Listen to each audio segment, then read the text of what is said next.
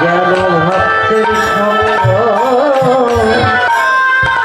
করিতে পারি। আমায় যে কুলে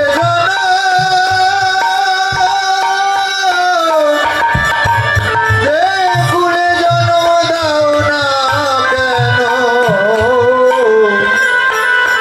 যেন তোমার ভক্তের সঙ্গ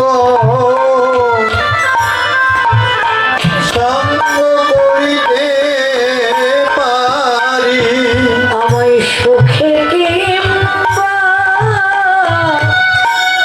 দুঃখে রাখো, শুধু এক জন্মে নয়, জন্মে জন্মে সাধকে রাখো, এক জন্মে নয় জন্মে সাধকে রাখো। যেন তোমার ভক্তের সঙ্গ করিতে পারি। কাঁধে করে নিয়ে যেতে যেতে সুবলীর বদন দেখে প্রেমময়ী রাধা বদনের কথা কানাইয়ের মনে পড়ে গেছে।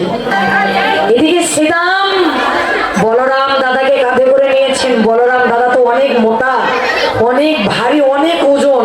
তাই শ্রীরাম একটু রেগে গিয়ে বললেন, এখন যদি খেলা খেলি আর এই কানাইয়ের দিকে হব না, যদি এখন থেকে খেলা খেলি বলরাম দাদার দিকে হব। কারণ বলরাম দাদার দিকে হলে বলরাম দাদাকে আর কাঁধে নিতে হবে না। বৈষ্ণব কবি বললে, ও শ্রীরাম, এই তো তুমি রাগ করে বললে গো, তুমি মন থেকে কি বললে যে তুমি কানাইয়ের সঙ্গ নেবে না? এটাই বাস্তব বাবা। রাগ করে অনেক কিছু বলা যায়, কিন্তু মন থেকে সব কিছু বলা যায় না।